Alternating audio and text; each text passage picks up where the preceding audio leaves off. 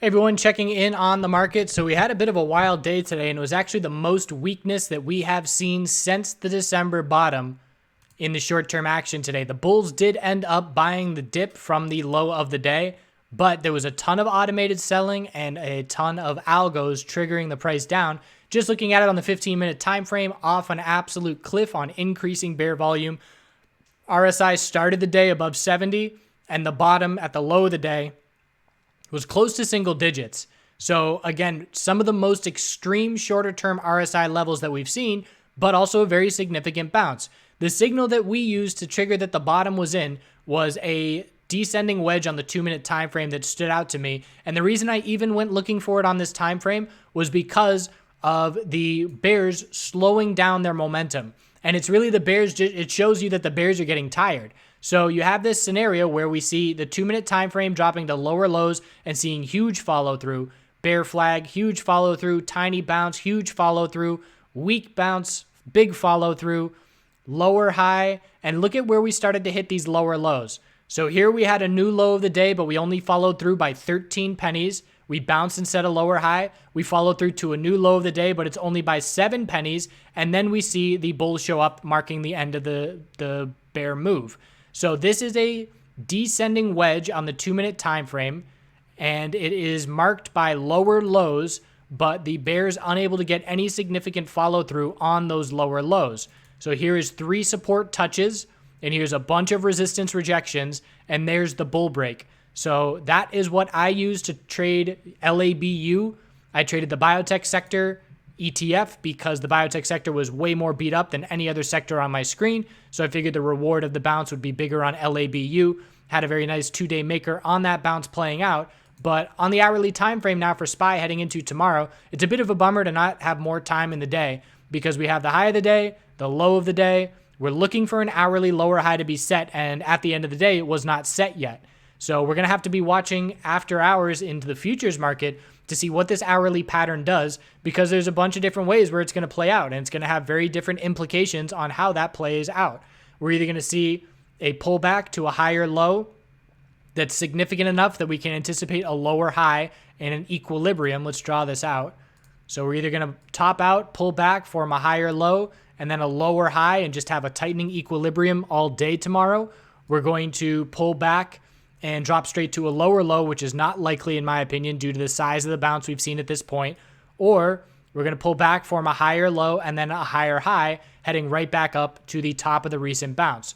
So it is a significant bounce at this point where we bounced $2.50, almost 1% off of the lows. But again, compared to where we came from, we dumped, we've made back half of the dump on the bounce, and now we have to see how this tightening hourly pattern. Remember, equilibriums happen after a lot of volatility. This is obviously a lot of volatility, so we're anticipating some kind of equilibrium here, and we have to see how that equilibrium is going to break to dictate short-term direction. The daily time frame has continually bounced off the exponential 12-period moving average on the way up. You can see these little bases of consolidation, higher low, and here we are testing it with a long lower wick, bouncing off that level. The RSI is seeing some bearish divergence. We are clearly struggling with multiple rejections of this RSI from the 70 level, even though the price is still up near the highs. And astoundingly enough, this is the second highest close on SPY that we've seen on this entire bull move. And you can see that we closed above it on Friday, but aside from that, that's the highest close.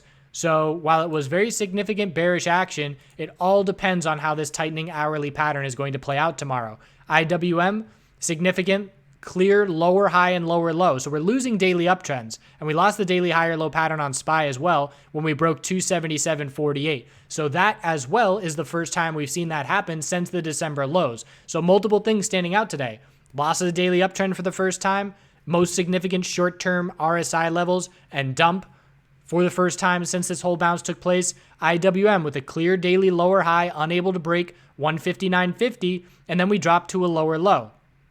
Aside from 155.59, there's a lack of support in this area for IWM. You can see the RSI clearly pulling back. The exponential support here, the 12 period, is still holding as it has in the past, and we're going to be watching to see if that level gets lost. Hourly bounce is much weaker here than it is on SPY. So just that alone tells us the odds that SPY is going to form a higher low on the hourly chart is higher than IWM because the bulls have more space to work with. So we're watching for a tightening range on the hourly here as well, and how that tightening hourly pattern breaks tomorrow will be telling. QQQ off of exponential support, long lower wick, and this is the highest close that we've seen on this entire move. So regardless of the weakness we saw today, it's still the highest close. So some bearish action, yes, but the bulls did buy the dip. Very significant dip buying, much stronger than IWM, anticipating a lower high compared to 175.79, but we have to watch how the hourly equilibrium breaks from there. XLF also lost the daily uptrend, the hourly bounce. Let's compare it to the other names. And it's a weak bounce, much weaker. It's more in line with IWM. So XLF and IWM have weak hourly bounces. SPY and QQQ a little bit stronger, and we're going to have to see how we shape up into tomorrow. Again, it's a bummer. I wish we had another 6 hours in the trading day so we could see how these equilibriums play out under normal conditions with normal volume, but extended hours and futures trading is going to greatly impact how these hourly patterns do end up playing out. So we've been talking about how when VIX sees a big day, it's just going to come out of nowhere and not going to be a slow shift. And today was that day. Close Friday, $13.60. High of today, $17. So a very solid 30% move today, but obviously a big upper wick and continuous rejections from these exponential resistances as we saw the bounce at the end of the day for the bulls in the markets. So 1340 is a double bottom on the daily, and we did break the daily lower high pattern, but obviously we didn't get any follow through. The size of this pullback has us looking for a higher low to form on the hourly, but also a lower high to form because we have pulled back so much from that $17 resistance. So hourly tightening range anticipated here as well, and the break will be very telling. Oil is tightening on the daily. So we have a double top up at $57.79 and $57.85.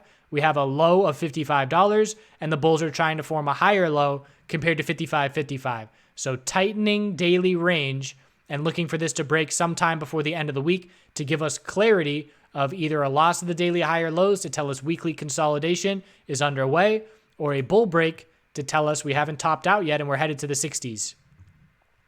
Natural gas bulls still in control of the bounce, but a little bit of consolidation today. So the 4-hour time frame is maintaining higher lows. We had the low at 2814, significant follow through for the bulls, and now we have inside bar tightening ranges forming as the hourly chart tightened up. We had the low, high of the big bull move, higher low, and now we have a lower high just formed and another higher low. So things are very tight here on the hourly time frame, but I'd just be watching these 4-hour inside bars because the direction that they break is going to indicate whether we see continuation or whether the daily chart has to pull back and form a higher low of some consolidation. So 4-hour inside bars are going to dictate the direction that we break tonight will dictate, which direction we're looking into tomorrow. So bears had some money to be made today, and bulls did as well. Nice kind of day where you get action in both directions, and I do still have an SPSX hedge that I am holding on to, and that saw some nice green today, but just holding on to it while we're bouncing around in this range on SPY, and I want to see weekly consolidation before I get rid of that position. Even if it's a weekly bull flag, just want to see a clear little pullback and higher low established to keep me confident that the bulls can see continuation from here. So all about the hourly timeframes into tomorrow, looking for clarity. Might have to use extended hours and futures charts to see clearly what's shaping up depending on where we are opening tomorrow morning. I hope you had a good day. We'll check back in tomorrow, do some good things, and we'll see you tomorrow.